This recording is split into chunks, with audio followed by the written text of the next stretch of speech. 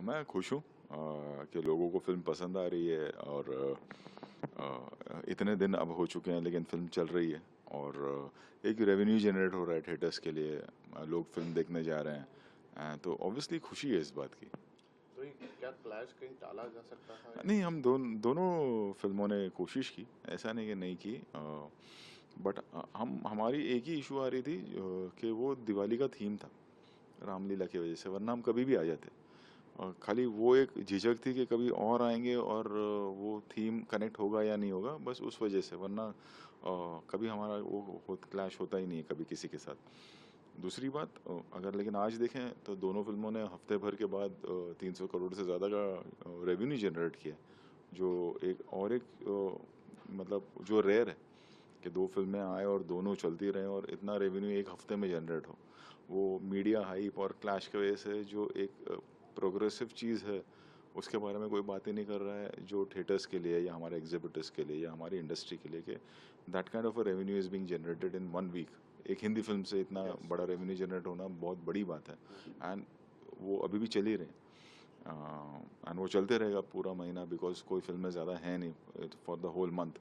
So that's a beautiful thing and a big thing, and I am happy कि revenue generate हो रहा है दोनों फिल्मों से। जी मनमोहन बिल्कुल। देसाई एरा के बाद कोई ऐसा है कि अब ये बोलते जा रहे हैं कि सिर्फ रोहित शेट्टी कर सकते हैं। नहीं, कैसे हैंडल करते हैं इनको? नहीं, कोई मुश्किल नहीं है। देखिए, ये एक पब्लिक के लिए मीडिया प्रेजेंटेशन में स्टार्स होता है, बट जब वो सेट पे होते हैं तो they are like any other technician. वो काम करने आते हैं। और जो कई लोग हैं इनमें से, जैसे अजय सर हो गए या अक्षय साहब हो गए या टाइगर हो रणवीर हो गए, ये पहले से हैं इस यूनिवर्स में। और जब ये यूनिवर्स का कॉन्सेप्ट होता है उसमें सब ये समझते हैं इस बात को कि आपका कैमियो होगा, बट देन जब आपकी फिल्म होगी तो हो सकता है जब अगली बार दीपिका की फिल्म बने या टाइगर की फिल्म बने या सिम्बा बने या सूर्यवंशी बने, उसमें अजय सर का कैमियो होगा।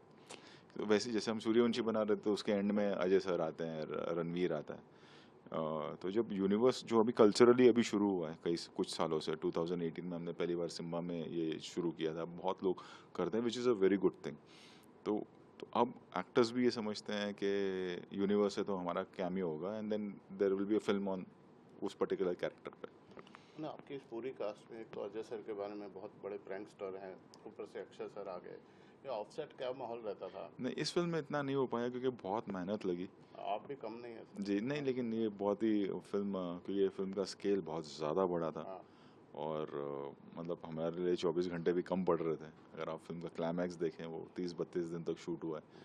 और तो इस तरह का ज़्यादा मस्ती ज़्यादा आपस में जो इन लोग बैठ के करते थे वो ठीक है, बट इस तरह का इतना वक्त नहीं मिला ये सब करने इस फिल्म में। फिर भी कोई ऐसा नहीं, इंसिडेंट इस जो फिल्म में यादगार ऐसा रहा कुछ है ऐसा नहीं। कोई शेयर करते हैं? ऐसा कुछ नहीं। वैसे सर अर्जुन को लेके बहुत बातें हो रही थी शुरू में। ऐसा कहा जा रहा था कि रॉन्ग कास्टिंग हो गई है, ये 5 लोगों को मारने के लिए एक अर्जुन कपूर। बस फिल्म के रिजल्ट ने बहुत लोगों को गलत प्रूव किया। नहीं, गलत नहीं कहूँगा कि देखा मैंने, हम पहले आप हमें ट्रोल कर रहे थे, अब आप अर्जुन की तारीफ कर रहे हैं, तो मैं गलत नहीं कहूँगा।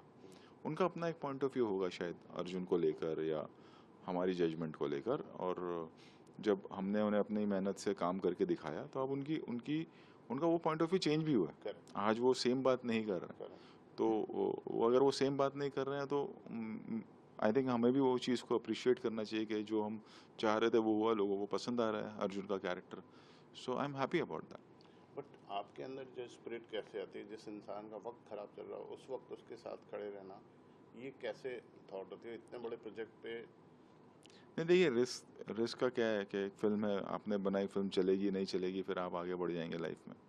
सो उससे ज़्यादा इम्पोर्टेंट ये होता है कि आपकी ईमानदारी और आपकी मेहनत, जो आपने अपना 100% दिया है कि नहीं दिया है, वो इम्पोर्टेंट होता है। मैं कभी इस तरह से सोचता ही नहीं हूँ। ऑब्वियसली मैं डायरेक्टर हूँ, मैं प्रोड्यूसर हूँ, मैं चाहूँगा कि मेरी फिल्म पसंद आए और लोगों को बहुत ज़्यादा पसंद आए।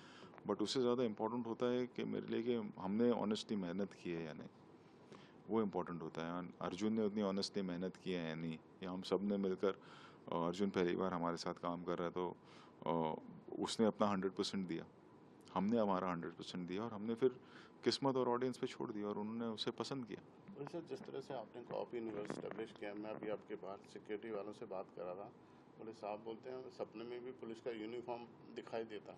कि ये कितना हद तक सही है? आपके बॉडी लैंग्वेज, आप खुद भी एक पुलिस वाले की तरह रहते हैं जब चलते बात करते हैं, तो कितना इस फिल्म का असर आपके पर्सनल। नहीं, फ़िल्म का असर नहीं, वो एक मैं इसलिए बोल रहा था कि लोग पूछ रहे थे कि अब अगली कॉप फ़िल्म कौन-सी बनेगी, तो मैंने उस पॉइंट ऑफ व्यू से कहा कि अभी मुझे थोड़ा-सा ब्रेक देना होगा कि 2008 से हम कॉन्स्टेंटली यही कर रहे हैं। तो थोड़ा-सा ब्रेक देके मैं करना चाहूँगा कॉप यूनिवर्स वापस से। और आप एज ए डायरेक्टर अपने आप को फिट रखने के लिए क्या करते हैं? Mentally fit, physical fit, fitness के लिए क्या करते हैं आप? फ़िटनेस के लिए वो वर्कआउट ज़रूरी है, ठी करेक्ट खाना ज़रूरी है।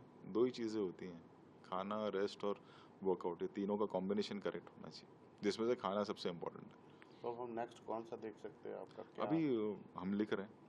अब ये तो कंफर्म है कि अब इमीडिएटली कॉप यूनिवर्स नहीं आएगा, और गोलमाल आएगी, कॉमेडी। कॉमेडी फिल्म आएगी।